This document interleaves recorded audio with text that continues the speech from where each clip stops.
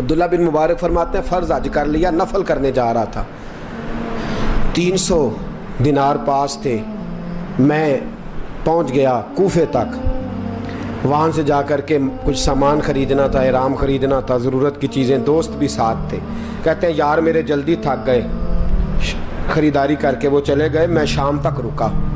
بڑا تھک گیا تو سوچا اتنی لمبی چوڑی خریداری کی ہے تو جھیل تھی پاس، میں نے کہا وہاں جا کے ذرا ٹھنڈی ہوا لیتا ہوں، کہتے میں اس طرف گیا، رات کا اندھیرا تھا، مری ہوئی بھینس پڑی تھی، یہ کچھ 700-800 سال پہلے کی بات عرض کر رہا ہوں، کہتے ہیں مری ہوئی بھینس پڑی تھی، ایک عورت کالے برقعے میں نقاب پوش آئی اور اس بی بی نے مری ہوئی بھینس کا خنجر سے گوشت کاٹا، تھیلے میں ڈالا اور دوڑی، کہتے ہیں میرے ذہن کے اندر خیال آیا کہ بی بی کوئی ہوٹل چلاتی ہے اور مردہ جانور کا گوشت لوگوں کو کھلاتی ہے، ویسے تو جاسوسی منع ہے، اس نیت سے کہ مسلمانوں کو بچاؤں اس کے پیچھے ہو لیا، کہتے ہیں وہ گلیاں گزرتی گزرتی کوفے کی تنگ گلی میں گئی، ایک بڑا سا دروازہ لکڑی کا، بڑا پھاٹک جو پرانے شہروں میں ہوتے ہیں، کہتے ہیں اس بڑے پھاٹک پر اس نے زور زور سے دستک دی، دونوں ہاتھوں سے دروازہ کھلا، وہ عورت اندر داخل ہوئی تو 3-4 بچیاں جھٹ سے اس کے گرد اکٹھی ہو گئیں، اماں کچھ لائی ہو؟ تو رونے لگی،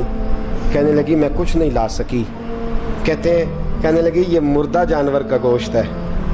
اور حضور نے فرمایا جب مرنے لگو تو مردار کھا کے بھی جان بچا لو، اب میں دیکھتی ہوں تم سے کھڑا نہیں ہوا جاتا، نہ کھاؤ گی تو گر پڑو گی، یہ مردہ ہی ہے پکا لو، کہتے ہیں اگلے لفظ اس عورت نے کہے تو میں باہر کھڑا چیخنے لگا، وہ کہنے لگی ہم سید زادیاں ہیں، صدقہ زکوٰۃ کھا نہیں سکتی، اور سب روگاں دا روگ محمد، جس دا نام غریبی، کنڈ ولا کے لنگ جاندے سب دوست یار قریبی، سید ہیں، صدقہ زکوٰۃ یہ مردار کھا کے گزارا کرو، کہتے ہیں پھر اس عورت نے 4 بیٹیوں کو سینے سے لگایا، کہنے لگی تمہارا باپ زندہ ہوتا تو یہ دن نہ، سید بھی اور یتیم بھی اور مسکین بھی، پھر وہ روئیں، حضرت عبداللہ بن مبارک کہتے ہیں زور زور سے دروازے پہ دستک دی، بی بی باہر آئی، کون ہے؟ تو میں نے کہا میں عبداللہ بن مبارک ہوں، محدث ہوں، زمانہ مجھے جانتا ہے، میرے شاگردوں کی لسٹ بڑی لمبی ہے، کہنے لگی اچھا تو؟ کہنے لگا یہ 300 دینار ہیں، تو مہربانی کرے تو رکھ لے، چلے اپنا کام کریں ہم جانے ہمارا، کہتے میں نے زمین پہ گھٹنے ٹیک کے نا تو سید زادی کے آگے ہاتھ باندھ دیے، میں نے کہا میں نوکر ہوں تم اولاد ہو، میں خادم ہوں تم نسل ہو، مہربانی کرو، مہربانی میرے اوپر مہربانی، پیسے رکھ لو، کہتے ہیں میں نے وہ پیسے دیے، میں واپس لوٹا، یار کہنے لگے چل، میں نے کہا نہیں میں نے نہیں آج کرنا، کہنے لگے کوئی نیا پلاٹ لینے کا پروگرام بن گیا، کوئی نئی انویسٹمنٹ، لوگ تانے دیتے ہیں نا،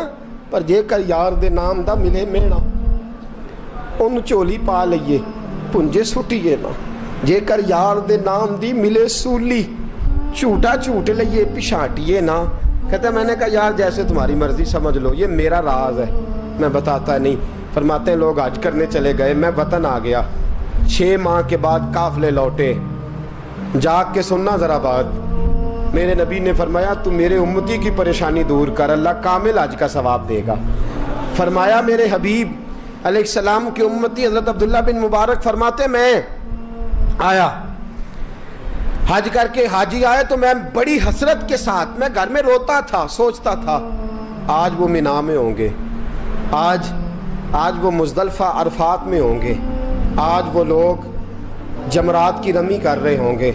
میں تڑپ کے سوچتا تھا آج در رسول کی حاضری دے رہے ہوں گے، کہتے میں روتا تھا،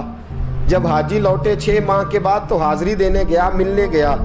پہلا دروازہ کھولا حاجی صاحب نے، میں نے کہا مبارک ہو، کہتے ہیں میں نے مبارک دی ذرا سنیے گا،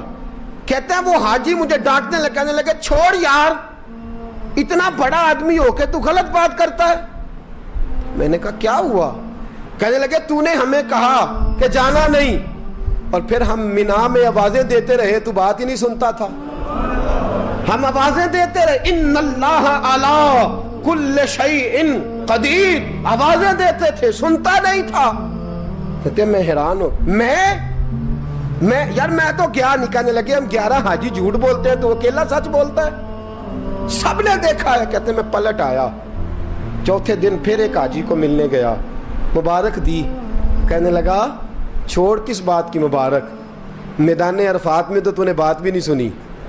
और यहाँ मुबारकें कहते हैं अरफात में, और मैं तो नहीं। कहने लगे चुप कर, गलत बात भी करता है इतना बड़ा मुहद्दिस हो के। कहते हैं जब आखिरी काफिले आए, आखिरी दिन तो 8-10 काफिले इकट्ठे आए, शाम तक 7 काफिलों से मिला। हर एक मुझे कहने लगा बंदे के पास घोड़ा नया आ जाए, सवारी बड़ी आ जाए तो यारों से तो मिलना चाहिए ना, तू आवाज ही नहीं सुनता था। फरमाते हैं मैं थक गया कि इलाही माजरा क्या है, मैं तो यहाँ इस शहर की गलियों में फिरता रहा और ये सारे हाजी क्या क्या रहे हैं। फरमाते हैं रात को हजरत रबी बिन असलम, वो बहुत बड़े बुजुर्ग मुहद्दिस थे, वो भी हज करने गए, दरवाजे पे दस्तक दी, बाहर आए तो झगड़ने लगे। कहने लगे तूने मुझे किस मुश्किल में डाल दिया है। मैंने कहा हुजूर क्या हुआ, किस मुश्किल में। मैं तो मिल कहने लगे छोड़ यार, आलिम था तो मैं तेरी इज्जत करता था, तूने ये क्या किया। मैंने कहा क्या हुआ। कहने लगे याद नहीं जब तू रोजा रसूल के सामने मिला था, जब नबी पाक के मुवाजे के सामने तो पैसों वाली थैली मुझे पकड़ा गया, पकड़ अपने पैसे। मैं तो संभालते संभालते थक गया हूँ। कहते हैं यूं सीने से पैसे लगाए, घर आया, इशा पड़ी तो सो गया। मैंने कहा या अल्लाह उकदा खोल दे। रात गहरी हुई, मेरे घर की दीवारें चमकने लगी, नूर फैलने लगा, खुशबू ही खुशबू पूरे शहर को मुअत्तर करने लगी। कहते हैं मैंने आंख झपकी तो सामने अल्लाह के रसूल तशरीफ फरमा, सामने महबूब तशरीफ फरमा है। ख्वाब मेरी विच आया माही, मैं उहदे गल विच पा लईयां बावां, ते डर दी मारी अख भी न खोलां, किते फिर विछड़ ना जावां। फरमाते मैं महबूब पाक की जियारत की तो नबी पाक अलैहिस्सलाम का दीदार करके फूट फूट के रोया। अब मेरा दिल था हुजूर बोले कोई बात करें, महबूब बोले लब खोले। फरमाया क्या। हुजूर ने फरमाया मैं तुझे कितने और गवाह भेजूं कि तेरा हज हो गया है। मैं कितने गवाह भेजूं कि हज तेरा बेपरवाही वेख सज्जन दी, जिथे किसे दी पेश ना जावे उन्हें ताजा वाले दर दर रोले, मंगते हैं तख्त बिठावे, आजम किसे नु कारा मिल दई, किसे नु कारा, किसे नु कारा मिल दई, कोई काबे हो खाली आवे। फरमाया कितने गवाह भेजूं कि हज हो गया। मेरे हबीब ने फरमाया उठ के थैली खोल के गेल ले, तूने 300 दिनार दिए थे, मैंने 600 करके वापस किए। फरमाया किन। हजरत अब्दुल्ला बिन मुबारक ने 60 हज फरमाए। उसके बाद कितने हज किए, एक फर्ज किया हुआ था 61 हो गए। फरमाते मैं बार बार गया और जब बुलाया सरकार ने खुद ही इंतजाम हो गए। फरमाते हैं बार बार मेरे हबीब ने फरमाया तू आ चाहे ना आ, रब ने तेरे नाम का फरिश्ता बना दिया है जो कयामत तक तेरी तरफ से हज करता रहेगा,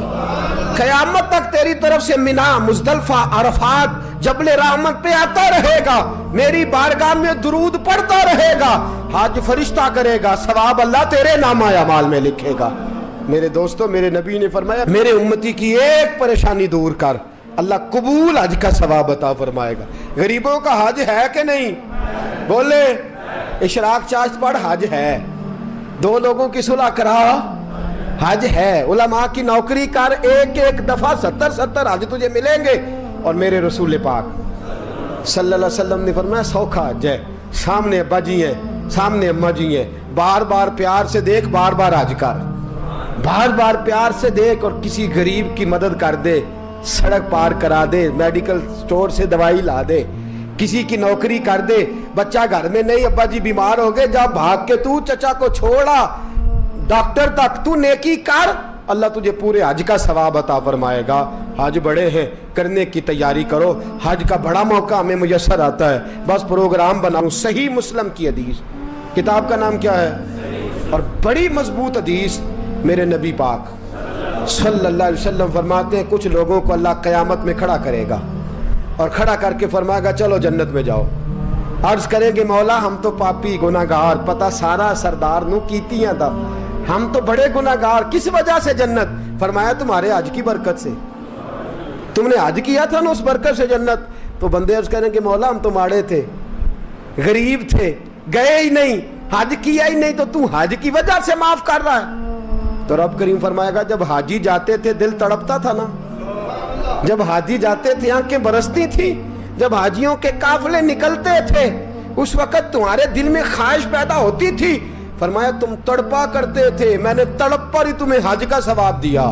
اور خالی ثواب نہیں دیا، اس حج کی برکت سے آج جنت بھی عطا فرما رہا ہوں۔ میرے دوست پروگرام بنا، تڑپ پیدا کر، نیت پیدا کر، یہ نہ کہا کر کہ حج تو صرف امیروں کا ہے، غریب کیسے کرے، حج بڑے ہیں، کرنے کی تیاری کر، تو پروگرام بنا، میرا رب تجھے گام گام پہ، نگر نگر پہ، گلی گلی حج کا ثواب دے گا۔ ہمیشہ مدحت خیر الانام میں گزر